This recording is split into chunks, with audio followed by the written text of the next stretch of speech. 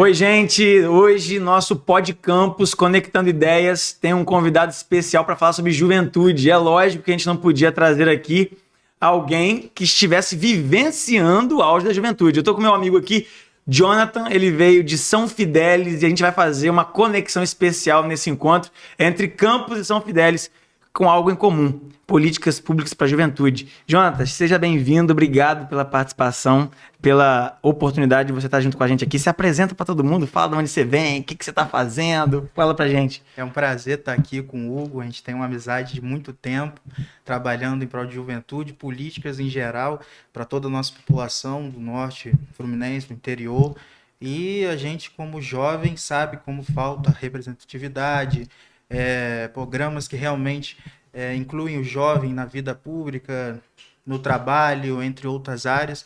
E a gente veio aqui conversar, debater ideias, junto com o Hugo aqui, para achar soluções que possam atender a nossa população e os jovens. Perfeito. E a gente não está sozinho não, Jonathan. A gente está com a galera que está acompanhando a gente pelo canal, pelas redes sociais, nesse bate-papo muito bacana. A gente ouve sempre falar sobre políticas públicas para a juventude, que a juventude é o futuro da nação, é o futuro da cidade. E a gente está sempre ouvindo constantemente que nós somos o futuro. Até quando a gente vai ser o futuro e de fato vai se tornar o presente? É sobre isso que a gente vai bater esse papo nessa tarde. E quando a gente para falar sobre juventude, a gente lembra de escola, a gente lembra de educação, a gente tem um aparato muito grande hoje de leis que nos protegem e dão esse incentivo para que a galera consiga se manter na escola, se manter estudando, para que o seu deslocamento até a sala de aula aconteça, porque educação passa também por transporte, porque tem gente, Jonathan, que não consegue chegar até a escola se não tiver transporte. Em Campos, por exemplo, nós temos uma população estudantil que é maior que muita cidade. Nós temos aí aproximadamente 60 mil estudantes na rede pública aqui do município. E a gente, se não encontrar ferramentas que façam com que as pessoas mais distantes dos distritos, que estão longe das áreas urbanas ou longe do local de concentração acadêmica, que são as escolas, ele não vai conseguir. Sim. E aí aquele acúmulo de dificuldades vai fazer com que a desistência e a evasão, que hoje é bem significativa, se tornem ainda maiores. Eu não sei como acontece em São Fidélis, mas eu posso dizer em Campos. Tive a oportunidade de atuar de forma mais incisiva quando estive conselheiro tutelar aqui na cidade, no auge da pandemia em 2020.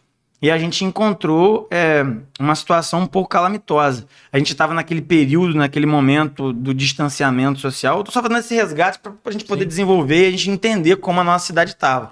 A gente veio de uma pandemia onde nossas unidades de ensino ficaram fechadas por, no mínimo, 1 ano. Algumas outras unidades ficaram ainda mais tempo fechadas.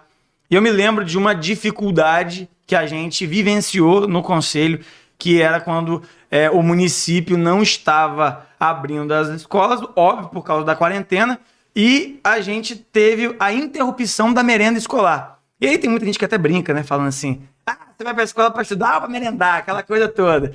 E, infelizmente, eu falo isso com muita tristeza e dor no coração, boa parte de crianças e adolescentes na nossa cidade tem a merenda escolar, o almoço ou a janta, que é oferecida lá, o lanche da tarde, como a principal refeição da sua vida no dia. Nós temos uma camada extensiva, vulnerável socialmente em Campos, embora Campos seja uma cidade bilionária, rica, mas de uma população pobre completamente vulnerável. A gente sabe que existem algumas ferramentas sociais para combater, para tentar dar uma segurança social, mas ainda não são suficientes, porque falta qualificação, falta oportunidade, falta uma política pública de atração de grandes empresas para a nossa cidade, porque a gente está aqui no eixo do desenvolvimento entre Macaé, que é a referência petrolífera por conta da presença da Petrobras, e também do Superporto do Açu, que se você tiver a oportunidade de ir ao Porto do Açu e conversar com gestores das empresas que fazem parte do empreendimento, você vai ter a maior decepção, que você vai observar que a maioria das pessoas que estão atuando lá não são de Campos, muito menos de São João da Barra.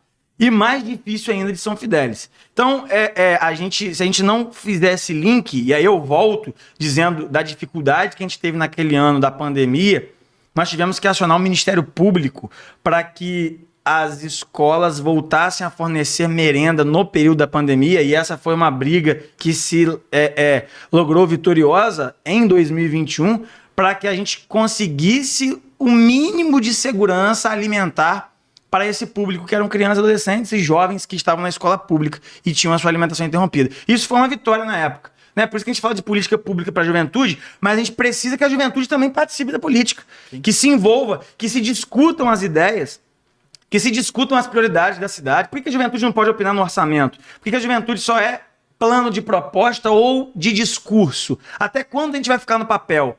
Até quando essa galera que é tratada como futuro vai ficar em segundo plano? Porque são os futuros engenheiros, os futuros juízes, advogados, futuros vereadores, futuros prefeitos. Então, esse cuidado não pode continuar no discurso só para o futuro, ele precisa ser feito já desde agora. Jonathan, fala um pouquinho pra gente da sua opinião da importância da juventude na política. Hugo, infelizmente, hoje, tudo é representatividade. Sim. O jovem olha para a Câmara Municipal de Campos, a Câmara Municipal de São Fidélis, e não vê uma pessoa que a represente de verdade. Você tem um histórico, Hugo, lá de trás, que eu lembro que você já compartilhou isso com a gente. Você foi candidato por 17 anos, se eu não me engano. Você teve que entrar na justiça para poder concorrer, estava no IFE, não tinha material de campanha, era com a preguinha colada com durex, eu acho. Rapaz, se eu for, só te interrompendo, se eu for entrar nos detalhes desse tempo aí, é loucura. E quando a gente fala de participação da juventude na política, isso fala sobre sala de aula. Isso. A minha atenção, meu desejo que se aflorou politicamente foi no Grêmio Estudantil. Eu era aluno do liceu, isso era 2007, 2008. Eu tinha acabado de chegar na escola, estava estudando lá para fazer ensino médio, e a gente, encontrou uma realidade. Eu estava vindo de outra escola, cheguei no liceu, vi lá a quadra com a trave de gol quebrada, o bebedouro de água mineral não funcionava, não gelava, as salas de aula com estrutura toda precária, carteira quebrada, ventilador que não funcionava, porque naquela época não tinha ar-condicionado, não. A turma hoje ainda tem um carinho, né? Porque também o calor piorou muito, mas a gente sofria no calor naquela época lá no liceu. Então o único ventilador que tinha era aqueles tufões, né? Pô, mas não tem ventilador aqui. Por que houve ventilador? Pô, mas por que tá assim? Tem verba, é verba. Começa aqueles questionamentos. Sim. Pô, mas como é que a gente faz pra gente exigir essa melhoria? O que a gente tem que fazer para poder reivindicar nossos direitos? Aí começa aqueles questionamentos, a gente se reunir e tal. E eu sempre gostei de política e fui conversando com os alunos. Aí a direção da escola, na época, fez uma movimentação de inscrição de chapa para Grêmio Estudantil. Rapaz, quando eu vi aquilo, eu fiquei doido. Eu falei, como é que é isso aqui? Como é que funciona isso aqui? Foi lá no liceu que eu fui descobrir e entender como é que funcionava o Grêmio Estudantil. Tal. Tem o diretor de esporte, tem diretor de cultura, tem a galera lá tem o vice-presidente, tem presidente.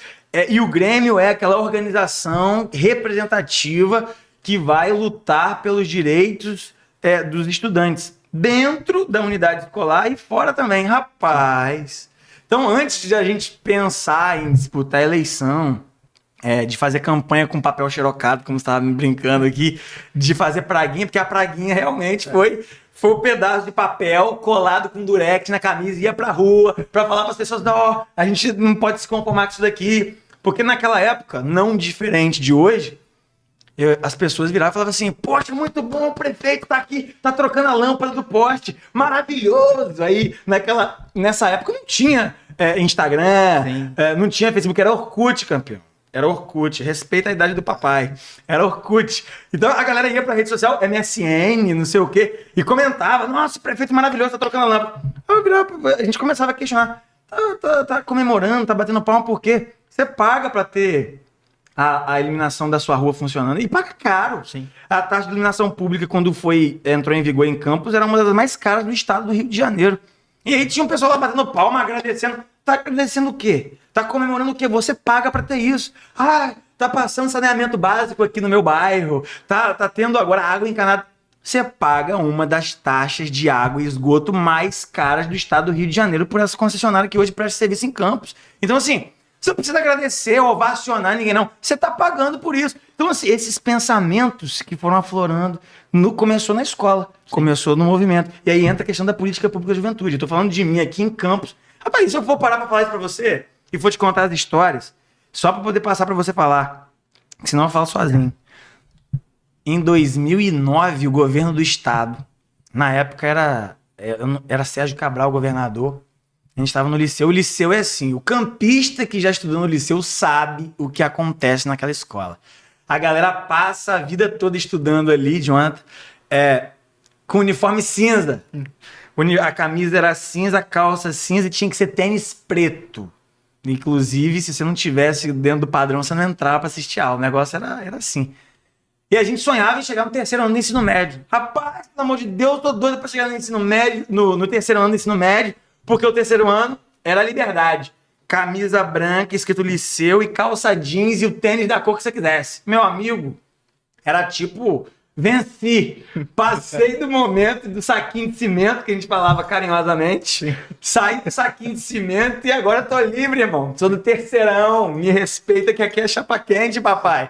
E assim, no ano que a gente foi pro terceiro ano do ensino médio, aliás, minto, no ano seguinte, o governo do estado, através da Secretaria de Educação, emitiu uma portaria lançando o novo uniforme de todas as escolas estaduais, que liceu aqui em Campos é uma escola estadual. A gente endoidou. Quando apareceu, a direção mostrou como seria o novo uniforme, era uma camisa cinza com o brasãozinho do estado do Rio de Janeiro, só isso, escrito educação, nem lembro mais como é que era. E calça comum, calça jeans. Ah, não, a gente tá com saquinho de cimento esse tempo todo aqui. E tinha gente que tá lá a vida inteira, desde a quinta série, que agora é o sexto ano, até você chegar ao nono ano, e o primeiro e segundo ano, para no terceiro ano você ter a camisa branca. Não pode. Meu amigo, eu fui conversar e na época a diretora do liceu era a professora Celina. Celina, minha diretora, um beijo para você. Ela organizava broto liceísta, fazia um movimento lá, era brava. A gente tinha uma relação muito bacana. Ela sempre falava, cuidado que esse pessoal de Grêmio estudantil não passa de ano. Essa turma só quer matar aula, só quer saber de festa. E eu sempre tive aquela preocupação de resgatar a credibilidade e tal, porque Grêmio estudantil para os professores, para os meus pais, para a direção da escola, era aquela turma que não queria nada com a hora do Brasil. Então eu tomava assim para mim, e as pessoas que estavam junto com a gente lá, essa responsabilidade de não, peraí, a gente tem que assistir aula pra gente ter moral com a direção, pra quando a gente exigir as coisas, a gente ser atendido. Então essa foi a atuação inicial muito cuidadosa, muito preocupada em passar seriedade, porque a galera sempre acha que jovem é relaxado, não tem compromisso e não quer nada com a hora do Brasil, né? Assim que a maioria das pessoas fala. Então, é assim mesmo. Então a gente tinha essa preocupação de conseguir conquistar a confiança dos adultos, de quem estava dirigindo a escola. Aí eu fui lá falar com a diretora, falei, Celina, a gente não quer usar esse uniforme não. Ela, meu filho, mas o que nós vamos fazer? Isso aí é determinação do Estado? Falei, diretora, nós vamos reunir os alunos e não vamos aceitar isso não. Ela, meu Deus do céu, vê lá o que você vai fazer. No dia seguinte a gente organizou uma manifestação. Juntamos os alunos do turno da tarde, de manhã da tarde. O noturno era mais difícil, que era o pessoal do EJA, a galera que estudava, que trabalhava, aliás, durante o dia e não tinha condição de tempo para estar ali participando da literalidade como a gente participava. A gente fez uma manifestação à tarde, chamou todo mundo. Jonathan, coisa de maluco. Pegamos os uniformes que a escola já tinha distribuído pra gente e fomos, pendurou na cabeça, girava, fizemos uma passeata no liceu, dali na Gil de Góes, passamos pelo centro e paramos lá na Coordenadoria de Educação do Estado, a Coordenação Norte Fluminense, uma coisa assim. Naquelas duas estreitinhas que tem no centro ali, perto do Automóvel Clube, a coordenadoria era ali. A gente fez uma manifestação, rodou, gritando, porque não tinha nada, tinha carro de som, tinha trilha elétrica, tinha nada. Era um monte de marronzinho e alguns branquinhos do liceu fazendo manifestação. Não, liceu é a tradição, não é a humilhação. Porque a gente, você já ficou ali com o uniforme cinza essa vida toda, você não vai ter mais a oportunidade de usar o uniforme do ensino médio, do terceiro ano. No último ano, na despedida, camisa branca, mais bonitinho.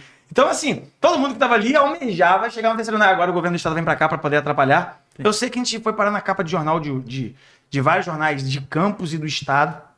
E aí, isso foi feita uma reunião. A galera do Grêmio sentou com a Coordenadoria de Educação para formalizar o pedido que o liceu era uma escola tradicional e tal, tinha um uniforme diferenciado, para que dentro das possibilidades da educação do estado fosse feita essa... tipo assim, vocês querem botar um uniforme novo?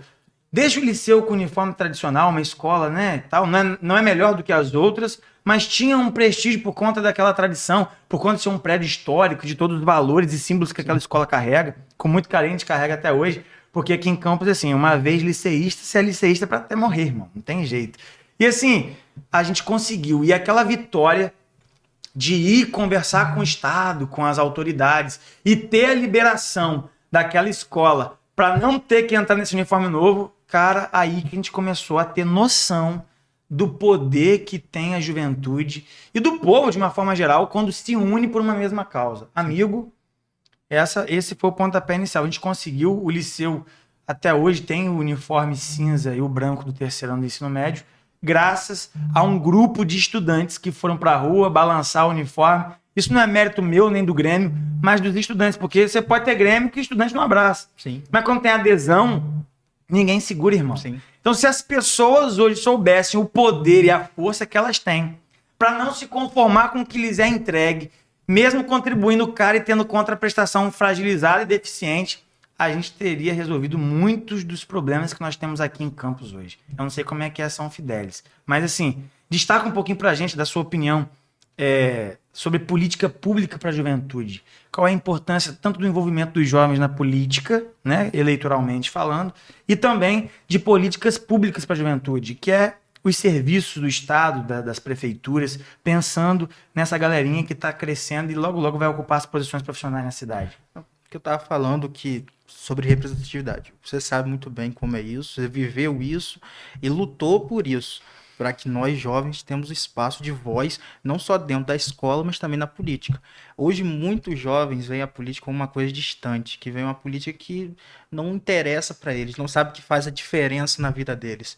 Então, a gente, muitas das vezes, para chegar no jovem, a gente tem que ir por uma outra coisa, talvez um incentivo ao esporte. Tem muito jovem que não sabe que tem direito a meia entrada no cinema, não sabe que tem direito a pegar um ônibus com o meio preço porque tem a carteirinha estudantil, aí pode viajar mais barato. Então, as políticas públicas voltadas para a juventude são muito importantes. Em São Fidélis, infelizmente, a cidade de São Fidélis se tornou uma cidade dormitório, onde o jovem só vai lá para dormir. Porque ele não tem mais nenhum motivo para ficar dentro da cidade de São Fidélis. Infelizmente, essa é a realidade lá. A galera que é de São Fidélis, que mora na cidade, não é o quê? Falta de universidade? Falta de curso técnico? Que não tem formação lá. Isso. E a galera vem estudar em Campos. Isso acontece com várias cidades aqui da região. Várias cidades. A galera vem para Campos é um polo universitário, a gente sabe disso. Então, falta tudo. Falta curso técnico, falta faculdade. Tem alguns polos de faculdade dentro de São Fidélis, mas não são as faculdades que os jovens querem entrar. Tudo aqui em Campos. Sim. A UF, a UENF, faculdades privadas, Cândido Mendes, Estácio. Então, tudo que o jovem tem que fazer aqui. Só que o jovem não quer retornar para São Fidélis depois que termina o cara vem... Eu vou te explicar o que é. Eu vou te explicar. E quem tá acompanhando a gente aí sabe do que eu tô falando. Sabe o que acontece? Os caras vêm para Campos, eles provam do chuvisco, não querem voltar para casa. Eles vêm para essa cidade aqui, vê uma malha cicloviária na 28 de março. Pô, aqui tem espaço, eu não preciso ter carro, não. Eu posso andar de bicicleta. Tem uns contratempozinhos aqui, tem umas dificuldades no trânsito? Tem. Mas, pô, olha para essa cidade, quer ficar que eu entendo o fidelense. Mas pode vir que tem espaço para todo mundo, papai, esqueça. Mas agora, falando sério, a galera acaba se desgastando nesse deslocamento que fica cansativo. Sim. Não é isso? Sim. Pra galera que faz faculdade, por exemplo, depois de um dia de trabalho, vai ter que pegar um ônibus para sair da cidade, para vir para Campos, passar o tempo na sala de aula, ainda vai fazer a viagem de retorno. E fica cansativo. É isso, né? Uma das tônicas. É uma das coisas. Hoje em dia, São Fidélis enfrenta um problema sério que é o transporte estudantil. A gente está resolvendo isso agora. Mas algum tempo atrás, bem recente, umas 2 semanas atrás, teve alguns problemas que os ônibus estavam deixando os alunos, porque não tem ônibus suficiente para a quantidade de alunos que tem que vir para campus estudar. E aí, como é que... Mas, Brungadinho, e como é que o pessoal fazia? Se tem mais alunos do que um ônibus para transportar, tinha o que eles escolhiam... Hoje, quem é bonitinho vai viajar, quem é feio fica. É como que era? Quem chegava primeiro pegava e vinha. Quem chegava atrasado ficava. Infelizmente, o antigo governo de São Fidélis fez da forma errada. Não tinham controle da emissão de carteirinha para pegar o ônibus da faculdade. Eita. Então a gente teve que fazer o recadastramento, tá fazendo o recadastramento dos jovens, porque também tem muito jovem que é malandro, que pega lá a carteirinha para vir andar à toa em Campos. Que aí dá um volta no shopping levar. Isso mesmo, acontece muito isso lá em São Fidélis. E as pessoas que realmente precisam vir para estudar são as que são prejudicadas. Mas é independente, Jonathan, da responsabilidade individual, o dever do poder público é proporcionar meios para quem quer estudar e crescer consiga fazê-los com êxito. Sim. Você está falando da dificuldade do transporte universitário, do transporte de estudantes de São Fidélis para campus, aí você pode falar, não, a gente lá em São Fidélis sofre muito. Em Campos, a juventude também sofre com isso. Conheço várias pessoas que agora, recentemente, de pouco tempo para cá, a Prefeitura de Campos, através da Secretaria de Educação, disponibilizou o transporte universitário. Agora, no final do governo. Só que nós temos um problema antigo desde o início da atual administração. Que quem mora no Farol de Santo Tomé, quem mora em Tocos, quem mora em Santa Maria, Espírito Santinho, Santo Eduardo, Murundu, Seis Marias, Palmares, quem mora nas localidades mais distantes, São Martinho, Caxias, não consegue. Baixa Grande, Saturnino Braga, Mineiro, não consegue fazer universidade, porque não suporta pagar a tarifa de ônibus. Aí você fala, nossa, a tarifa de ônibus é cara. Quando tem ônibus? Porque se a gente for entrar no detalhe de transporte aqui, a gente vai ter que marcar com a galera de casa outro encontro para a gente falar sobre isso. Eu não estou nem entrando no mérito do transporte, que é um caos de uma cidade que tem bilhões de orçamento e não consegue avançar.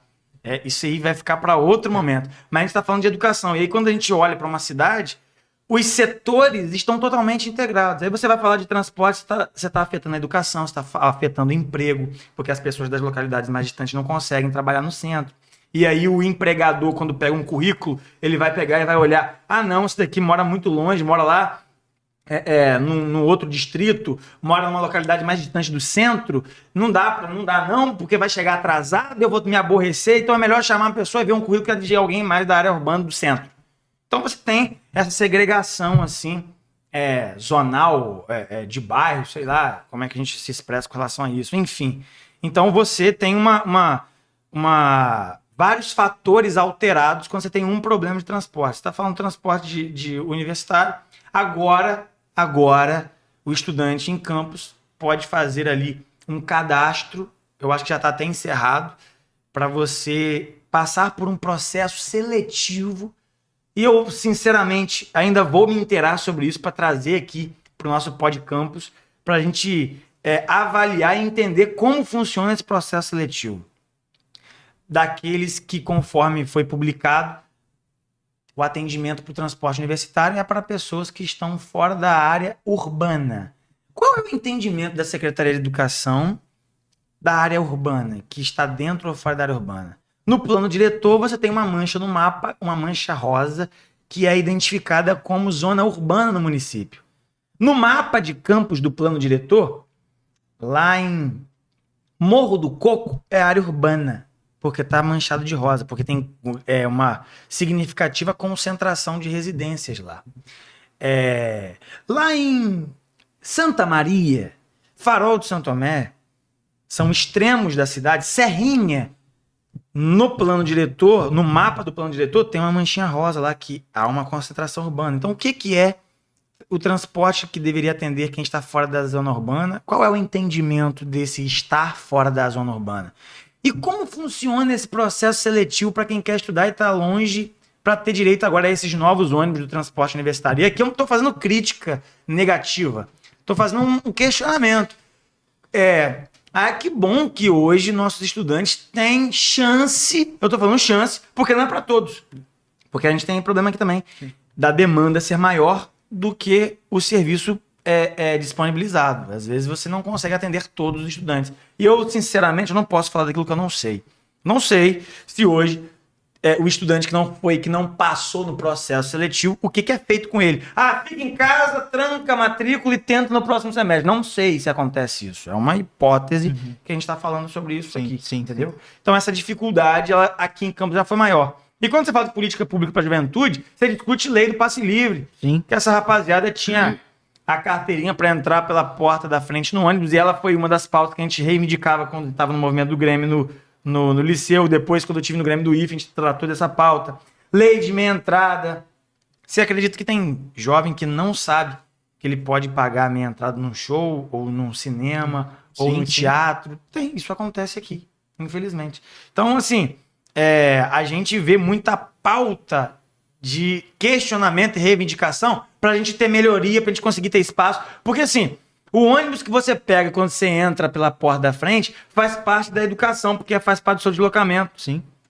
Então, se isso não funciona, você não consegue ter acesso. Sim. E quando a gente fala sobre mancha criminal, Campos já esteve, eu não sei São Fidélis, Campos já esteve presente entre o ranking das 50 cidades mais violentas do mundo. E tem participação de juventude nessa estatística cruel aqui, Jonathan, infelizmente. E eu vou trazer um dado aqui. De acordo com o Conselho Nacional de Justiça, 47,5% de adolescentes cometem os seus primeiros crimes na faixa etária entre 15 e 17 anos. 47,5%. Quase metade dos adolescentes, de jovens adolescentes, estão dentro dessa margem, dessa mancha criminal. E aí vai mais, as estatísticas aqui dizem, 9% começam a praticar ilicitudes ainda na infância, na faixa etária entre 7 e 11 anos. 9%. Aí, esses que começam a cometer crimes, 60% não estudam ou abandonam os estudos quando começam a cometer crimes ou a usar drogas. E aí, dentro dessa realidade, 70% desses que estão na mancha criminal, que estão envolvidos em outro caminho ruim, usam drogas. 70%. E aí você olha o que o Estado está fazendo para combater o envolvimento de jovens, adolescentes e crianças no tráfico de drogas. Quais são as ferramentas que as prefeituras estão utilizando para combater, para ocupar a mente dessa moçada? O que a gente tem hoje no contraturno escolar de Campos? Eu quero chamar a sua atenção, você que é pai, que é mãe, que é avô, que é avó, ou que é responsável por algumas crianças na sua família, que tem compromisso de formar uma pessoa de caráter, que se preocupa com qualificação profissional, que se preocupa com o futuro. O que o nosso município está fazendo, o que São Fidélis está fazendo para cuidar e combater esses índices exorbitantes e trágicos que são apresentados aqui pelo Conselho Nacional de Justiça? O que Campos tem no contraturno escolar? Campos tem escola em tempo integral? No papel diz que tem, Jonathan, não sei se São Fidélis. Campos, no papel, tem escola em tempo integral. Mas falta professor e libera mais cedo, os alunos vão para casa. E aí quem estuda de manhã fica lavando cachorro à tarde. Quem estuda à tarde lava cachorro de manhã. Porque não há hoje em Campos uma política pública voltada para a juventude para proteção, porque esporte faz parte da rede de proteção para essa galera. O que nós temos hoje em Campos? Eu não consigo te dizer. Nós temos vilas olímpicas, nós temos as quadras das pracinhas, né? Algumas que estão sendo reformadas, outras que já estão sucateadas há muito tempo. O que a gente está fazendo aqui em Campos? Infelizmente nada. A cidade bilionária, Campos, amigos, presta atenção numa coisa. A nossa cidade voltou a estar com as vacas gordas. As tetas estão cheias. E onde está o seu filho nesse orçamento? A gente estava discutindo aí no verão, alô, que a cidade vai parar, e aí seu filho vai ser prejudicado, você vai ser prejudicado. A LOA foi aprovada. Ela já está aí em vigor e a gente continua com mães de recém-nascidos ou de crianças que estão em amamentação brigando na Secretaria de Saúde porque tem lata de leite Nã escondida. Sim. E começa uma confusão generalizada. Porque se você conhecer fulano de tal, você consegue a lata do leite especial. Se você não conhecer ninguém, mesmo pagando IPTU, pagando os impostos, mesmo sendo extorquido nessa cidade, você, se não tiver um padrinho, não tiver um conhecido, vai ficar sem dar leite pro seu filho. E aí a gente vai ver o que a gente viu no Campos Ocorrências, nos jornais que ainda falam alguma coisa, porque a gente tá com uma dificuldade aqui, às vezes, de sem citar nome de jornal, a gente tá com uma dificuldadezinha aqui de saber o que de fato acontece nessa cidade, porque só tem notícia boa. Aí roda e vira, são mães e pais, o cidadão pega o telefone, vai pro Instagram, vai pro Facebook e mostra o que de fato tá acontecendo, abre a cortina, tira o pozinho da maquiagem e consegue mostrar e colocar a boca no trombone para de fato mostrar o que está acontecendo. Aqui está acontecendo isso. Entendeu? Então, assim, os dados aqui são terríveis. São terríveis. E nada melhor do que a juventude com a sua irreverência, que eu ainda sou jovem. Você é um garotão, Hugo. Sou jovem. Mas, assim, você tá com quantos anos? Tô com 21, Hugo. Pô, quem me dera eu estar com 21 anos, cara. Tá pertinho, Hugo. Tô, só se retroceder um cadinho, né? Tá garotão ainda. Garotão. Muito obrigado. Você tá sendo muito singelo comigo aqui. Mas a irreverência da juventude abre portas. Eu tô falando de irreverência para exigir causas. Isso. Para você requerer melhoria.